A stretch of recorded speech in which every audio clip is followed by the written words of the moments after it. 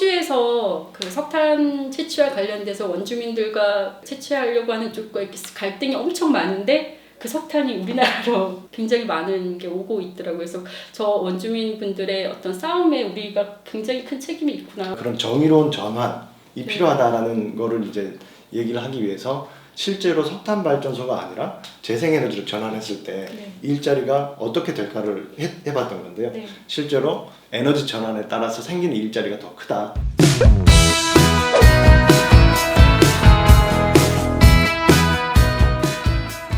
안녕하세요. 오늘 기후 톡톡 시간에는 기후 솔루션의 윤세종 변호사님과 이야기 나누도록 하겠습니다. 안녕하세요. 안녕하세요. 네, 기후 솔루션은 어떤 곳인가요? 네, 기후 솔루션은 이제 기후 변화 문제에 집중해서 해결책을 찾아보자라고 해서 만들어진 환경 단체, 비영리 단체이고요. 2016년부터 이 활동을 하고 있습니다. 윤세종 변호사님은 변호사로서 기후 솔루션에 결합하고 계시는 거죠? 네. 네. 그럼 기후 솔루션이 주로 하는 역할들이 그런 어떤 법률적인 일들인 건가요? 꼭 그렇진 않습니다. 저희 하는 활동들이 지금 석탄을 어떻게 하면 빨리 줄일 것인가 하는 부분, 그 다음에 이 화석연료에 대한 투자들을 어떻게 줄여 나갈 것인가 하는 기후 금융 캠페인, 그리고 재생에너지를 어떻게 빨리 확대할 것인가 이렇게 활동하고 있고요. 저희가 우연찮게 변호사들이 있어서 이제 소송이라든가 이런 법률적인 대응도 같이 하고 있습니다. 네. 그럼 윤세종 변호사님은 원래는 일반 보통의 변호사 생활을 하시다가 기후 솔루션에 결합해서 환경운동가가 되시는 거네요? 네, 그렇습니다. 네. 보통 일반적인 경우는 아니잖아요. 어떻게 옮기시게 됐는지 궁금해요. 어려서부터 사실 환경에 관심이 되게 많았었어요. 그래서 중학교 때 녹색연합에 가입했었고, 네. 20년 스스로. 네. 그래서 용돈 모아가지고 그때 네. 5,000원인가 매달 보냈었던, 지금도 보내고 있습니다. 네. 그래서 계속 환경에 관심이 반갑습니다. 많았고, 뭐 대학에서 법 공부할 때도 환경법을 주로 공부를 했었고요. 네. 그리고 이제 일하면서도 환경팀에서 환경 규제 관련된 일도 계속 했었고, 그래서 계속 이제 환경에 관한 일을 하고 싶다라는 고민이 있었는데, 이제 기후변화 문제가 점점 더 심각해지고, 여기에 대해서 변호사로서 활동할 때 한계를 느꼈던 거는, 변호사들은 법에 없는 내용을 하라는 조언을 하지 않습니다. 기업들이 와서 뭐 환경 법규를 지키고 환경 규제를 지킬 때도 법에서 이만큼 하라고 하니까 이만큼 하셔야 된다라고 하는데, 기후변화는 사실 규제가 부족한 거잖아요. 그쵸. 법에서 그 이상의 것을 법에서 그 기준을 안 만들어주고 있는 게 문제니까 변호사로서 자문을 하고 도와주는 일로는 부족하겠다라는 생각이 들어서 이제 활동이 필요하지 않나라는 생각을 많이 했던 것 같습니다. 네. 그 저희가 활동하면서도 그 주민들도 만나고 뭐 여러 가지 사안을 접하면 이게 법적으로는 적법한데, 하지만 우리 환경운동을 하는 사람들 입장에서는 정말 해서는 안 돼야 할 일들이 굉장히 많은데, 그럼에도 법에서는 그거를 막아주지 않고 있기 때문에 어쩔 수 없게끔 되는 게 많거든요. 그래서 녹색연합에도 이제 법률센터가 있지만 법 이상의 뭔가를 활동을 할 수밖에 해야 하는 그런 상황들이 많은 것 같더라고요. 변호사이실 때도 환경 관련된 일을 하셨으면 사실은 약간 기업의 입장을 대변해야 되는 그런 일들을 하게 되시는 상황도 있지 않았을까요? 그렇죠. 기업 자문이라고 할 때는 보통 회사들이 내가 이런 사업을 하려고 하는데 어떤 규제들이 있는가, 이렇게 했을 때 규제가 어긋나는 부분은 없는가에 대해서 보통 이제 물어보게 되고, 변호사들은 이런 요건들을 지켜야 되니까 수질 기준 이렇게 하고 대기 기준 이렇게 지켜야 됩니다. 이제 이렇게 얘기를 하게 되죠. 그래서 기업 입장에서 자문을 하고 도움을 주지만 결국은 그 법의 테두리 안에서 이루어져야 되는 부분이니까, 생각보다 이해상충이라든가 마음속에 어떤 그런 부딪힘이 있었던 거는 생각보다 많지는 않았었습니다. 다행이네요. 뭐 우리가 영화에서 보는 것처럼 뭔가 큰 비리를 감춰야 되고 뭐 이런 일들은 다행히 없었던. 네, 그런 일들은 사실 별로 없었습니다. 근데 실제로 세상에 그런 일이 있을 수 있죠. 제가 생각하는, 제가 좋아하는 가치를 좀 더 적극적으로 할 수 있다는 점에서 지금 하는 활동들이 굉장히 보람찬 것 같습니다. 네. 지금 이제 하고 계시는 일이 석탄과 관련된 일이고, 오늘 우리가 윤세종 변호사님 모신 이유도 기후 위기를 막기 위해서 석탄 발전을 줄여야 된다. 그래서 많은 나라들이 석탄 발전소를 없애고 있다 정도의 이야기는 아는데, 구체적으로 얼마만큼 어떻게 줄여야 하는지, 우리나라 상황은 어떤지, 외국은 어떤지, 그리고 여전히 우리는 석탄 발전에 의존해서 살고 있는데 그게 없애는 게 가능한지 이런 이야기들을 좀 더 자세하게 여쭤보기 위해서 나왔거든요. 현재 그 석탄 발전과 관련돼서 기후솔루션에서 윤세준 변호사님이 가장 좀 집중해서 하고 있는 일은 어떤 일인 건가요? 저는 저희 단체에서 이제 기후 금융을 맡고 있는데요. 네. 이 금융기관들이 석탄이나 석유나 천연가스처럼 온실가스를 많이 배출하는 화석연료에는 더 이상 투자를 하지 않아야 된다라는 캠페인이고요. 네. 그 중에서도 특히 석탄에 대한 투자가 빨리 줄어야 네. 더 이상 석탄을 소비하고 온실가스를 배출하는 활동도 같이 줄기 때문에 네. 이 부분에 집중을 하고 있습니다. 좀 이해를 약간 돕자면은 석탄 발전 같은 엄청난 규모의 돈이 들어가는 사업들은 당연히 이제 국내뿐만 아니라 국외 여러 기금으로부터 투자를 받아야 하잖아요. 근데 해외에서는 이미 석탄 발전, 그러니까 온실가스를 배출하는 산업에는 투자를 하지 말자라는 게 좀 전 세계적인 흐름으로 가고 있고, 그런 거를 기업들에게 좀 더 가시화하기 위해서 ESG 경영 이런 것들을 내세우고 있기도 하잖아요. 그런데 우리나라에서는 해외에다가 오히려 투자를 하기도 하고 석탄 투자를 하기도 하는 그런 상황인데, 해외의 어떤 그 석탄 투자 상황은 어떻고 우리나라 상황은 어떤지, 왜 우리나라에선 그런 캠페인이 더 필요한지 얘기를 좀 해주시면 좋겠어요. 네, 금융 쪽, 투자 쪽에서 기후변화 대응을 얘기할 때 제일 먼저 석탄부터 줄이게 되는데요. 그 이유가 일단 석탄이 다른 화석연료보다 온실가스 배출이 워낙 많으니까 네. 우리가 뭔가를 줄여야 한다면 석탄부터 줄여야 된다라는 인식이 일단 굉장히 공유가 되어 있고요. 그리고 석탄이 이제 경제적으로도 사실은 굉장히 경제성이 떨어집니다. 네. 석탄에 투자하고 석탄을 계속 운영하는 게 일단 재생에너지에 비해서도 너무 비싸고 네. 온실가스에서 오는 그 사회적 비용까지 고려하면 더 이상 석탄이 경제적으로 타당성이 없다라고 해서 금융기관들이 어떤 사회적 책임의 측면에서가 아니라 경제성만, 이 재무적인 건전성만 보더라도 석탄에 투자하지 않는 이런 정책들을 이제 세우게 돼서, 그러니까 석탄에 투자하면 돈을 네. 벌 수 없다 앞으로는, 이런 그렇죠. 메시지인 거죠. 그렇죠. 네. 그렇기 때문에 어떤 사회적인 책임을 다해서라는 것보다도 기업으로서 이런 투자를 정책적으로 중단을 하게 되고, 그게 전 세계적으로 금융기관에서 넓게 퍼졌었는데요. 네. 유독 우리나라가 거기 굉장히 늦었습니다. 네. 그래서 작년까지만 해도 전 세계에서 석탄 화력 발전소를 건설하는데 공적 금융을 제공하는 나라가 네. 중국, 일본, 한국 세 나라밖에 없었고요. 공적 금융이라는 건 어떤 걸 말하는 거죠? 공적 금융은 이 국가에서 운영하는 금융기관을 얘기하는데요. 대표적으로 산업은행, 네. 수출입은행, 네. 그리고 무역보험공사, 이렇게 네. 세 개를 말씀드릴 수가 있습니다. 특히 뭐, 우리나라의 국민연금 같은 것도 해당이 될까요? 그렇죠. 국민연금도 사실 공적 금융에 해당이 되죠. 네. 근데 저희들이 이제 그 세 기관에 집중했던 이유는 해외에서 우리나라 기업들이 나가서 석탄 화력 발전소를 지을 때 네. 대표적으로 아, 금융을 제공하는 기관들이 그 세 기관이었기 때문에 주로 이 기관들에 대한 문제 제기를 많이 했습니다. 네. 그래서 그럼에도 여전히 투자를 하고 있는 상황인가요? 작년까지 신규 사업들이 계속 승인됐었고요. 네. 그래서 작년에 저희도 열심히 캠페인을 했었고 그 국제적으로 굉장히 많은 비난이 있었습니다. 그래서 올해 4월 미국 바이든 대통령이 주최했던 기후 정상회담에서 네. 우리나라 정부가 마침내 네. 더 이상 공적 자금을 석탄화력에 제공하지 않겠다는 결정을 발표했죠. 네. 더 이상이 있네요. 더 이상 하지 않겠다 그러면은 이제까지 해왔던 거는 계속 네. 하겠다라는 맞습니다. 말이. 네, 작년에만도 인도네시아의 자바 90호기라는 사업이랑 네. 베트남에 있는 붕앙 2호기 사업, 이 두 사업에 네. 수조 원의 돈이 들어갔죠. 그러면 그러니까 현실적으로 이미 그렇게 투자한 거는 계속 가는 게, 일반적으로 생각하면은 한번 투자하기로 사인을 했으니까 계속 투자를 해야 된다라고 할 수 있지만, 기후변화 상황이라든가 그리고 뭐 국제적인 흐름이라든가 이런 걸 고려했을 때는 오히려 그렇게 투자하기로 했던 것을 철회할 수도 있는 거 아닌가요? 사실 설득하려는 노력이 있으면 철회가 저는 불가능하지 않습니다. 왜냐하면 이 베트남이나 인도네시아 현지에서도 사실 석탄이 그렇게 필요한지에 대해서는 네. 진지하게 물어봐야 되는 네. 상황이죠. 왜냐하면 이 나라들도 온실가스를 줄여야 되고 네. 온실가스를 줄이는 데 있어서 제일 걸림돌이 되는 게 엄청난 양을 배출하는 석탄 발전소니까 네. 지금 이 발전소를 건설해서 3, 4년 후에 그게 완공이 되면 그걸 얼마나 가동을 할 수 있을 거냐, 어려운 얘기가 되겠죠. 그래서 30년 정도 가동해야 타당성에 맞는 이런 사업들이 30년까지 가동이 안 되고 중간에 멈춰야 된다면 네. 사실 엄청난 손실인데요. 네. 그래서 시작하기 전에 멈추는 게 낫다라는 게 저희 생각이고 그게 훨씬 좀 경제적으로 타당하죠. 그래서 설득해서 합의해서 중단할 수 있는 여지는 여전히 남아있다고 생각합니다. 네. 석탄 발전소에 대한 투자를 멈추게 하는 캠페인에는 앞으로가 아니라 지금 진행되고 있는 사업들에 대한 투자를 멈추게 하는 활동들도 같이 포함이 되는 거겠죠. 네. 예. 그래서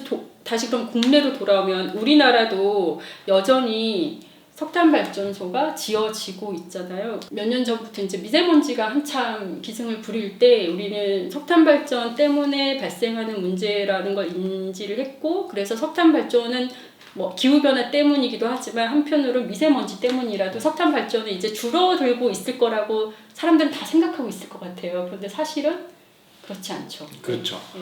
지금 7개의 석탄 발전소가 건설 네. 중이 있고요. 네. 사실 지금 6개입니다. 왜냐면 지난달에 하나가 완공이 돼서 가동을 시작했습니다. 네. 그래서 아직도 6개가 공사를 하고 있고 지금 공사율이 제일 낮은 게 강원도 삼척에 있는 발전소, 네. 그리고 강릉에 있는 발전소가 지금 뭐 25%에서 50% 정도 지금 네. 진행이 된 상황이죠.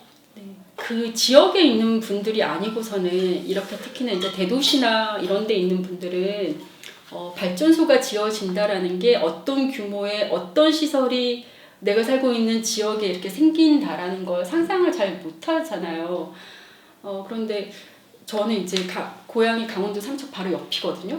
내가 태어나고 자랐던 어떤 고향 마을 한쪽에 뭐라고 그래야 되지? 월드컵 경기장은 열 몇 개가 그냥 그런 정도의 규모의 커다란 뭐 어마어마한 그 공장 같은 게 딱 들어오는 거예요.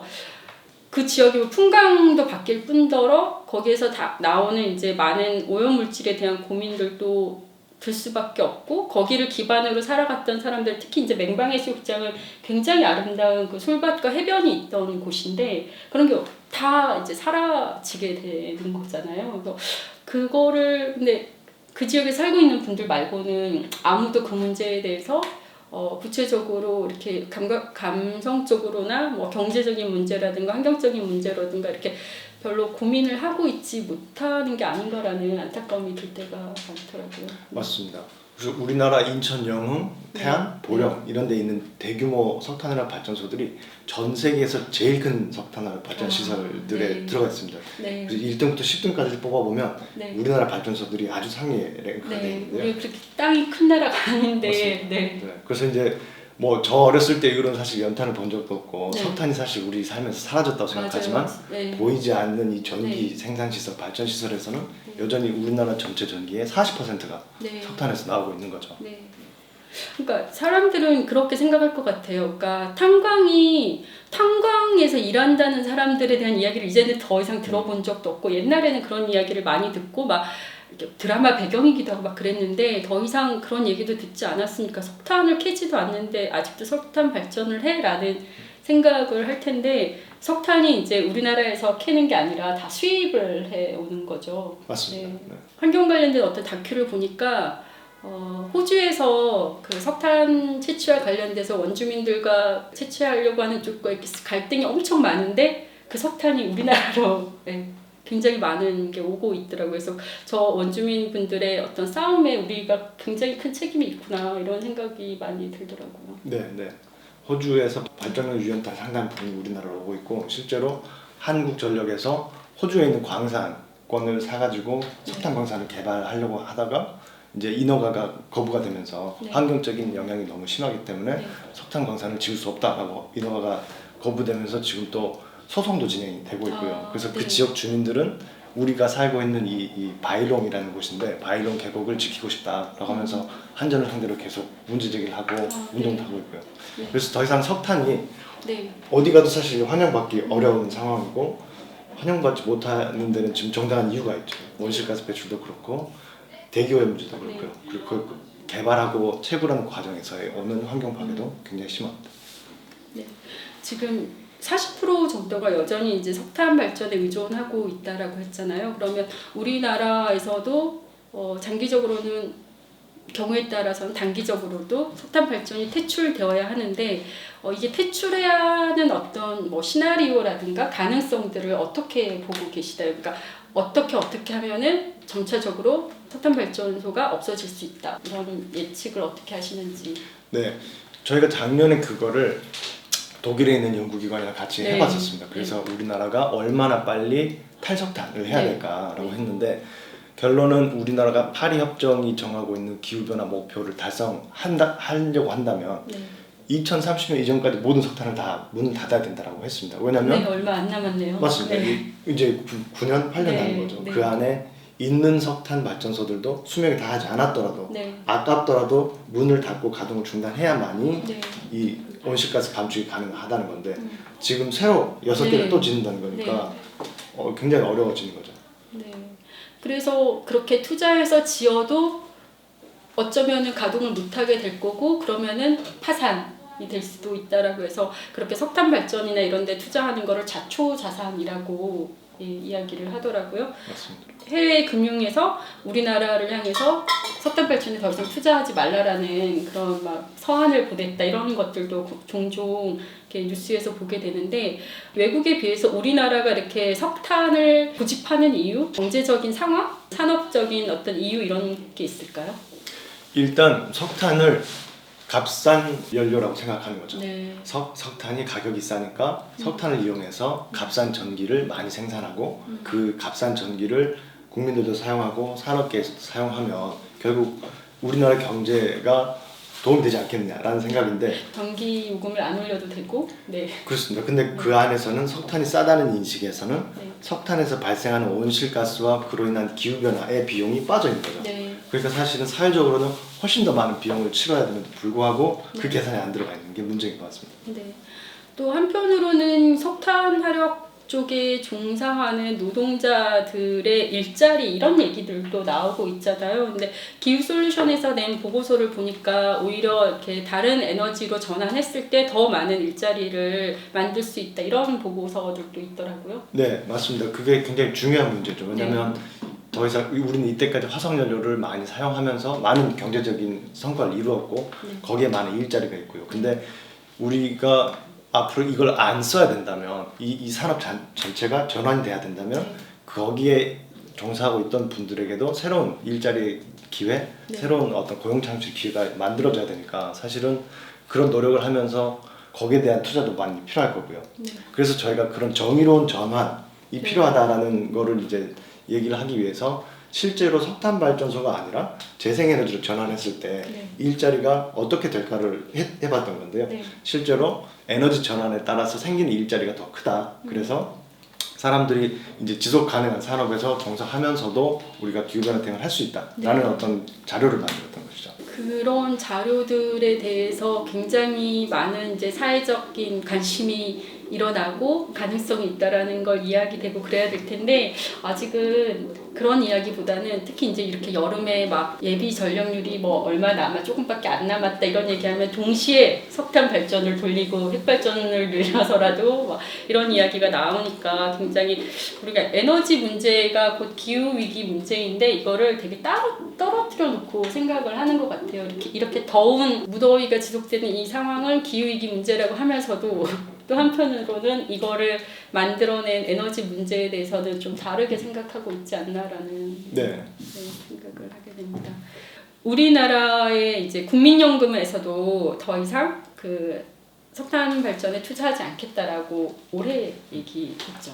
작년 올해 얘기를 했고 해외에서도 이미 많은 그런 선언들이 나왔고 국민연금뿐만 아니라 여러 금융기관들에서도 탈석탄을 하겠다라는 선언들이 이어지고 있는데 그것이 과연 실효성이 있을까? 뭐 이런 이야기들도 하잖아요. 어떻게 생각하시는지. 네, 작년과 올해 이제 금융기관들이 탈석탄 선언을 하고 ESG 경영하겠다 이런 많은 발표들이 있었는데요. 그 내용이 사실 아직 너무 초보적인 수준에 불과합니다. 그래서 탈석탄이라고는 하지만 석탄에 관한 모든 투자를 중단하겠다는 게 아니라 신규 석탄 화력 발전소의 건설에 대한 투자를 하지 않겠다라고 대부분 발표를 했습니다. 그런데 신규 석탄 화력 발전소가 없어요. 우리나라에도 지금 새로 진행되는 게 없고 전 세계적으로도 지금 새로 짓는 발전소가 거의 없기 때문에 삼척 같은 경우도 이미 진행이 되고 있는 거지 새로는 아닌 거니까. 맞습니다. 그래서 그런 발표가 일어났을 때와 발표가 되기 전에 상황 차이가 크게 없습니다. 네. 그래서 사실 이게 실효성이 있으려면 신규 석탄 화력 발전소로 제한할 게 아니라 네. 석탄과 관련된 사업을 많이 영위하고 있는 기업들을 네. 기준을 정해서 네. 예를 들면 매출의 30% 이상이 석탄과 관련해서 발생하고 있는 회사, 네. 뭐 발전량의 30% 이상을 석탄으로 발전하고 있는 발전 기업, 네. 이런 식으로 기준을 정한 다음에 네. 그 넓은 범위에서 투자를 줄여나가야 실제로 기업들도 거기에 대한 영향을 받고 내가 사업을 바꿔야 되겠구나라는 유인을 가질 수 있게 되겠죠. 네.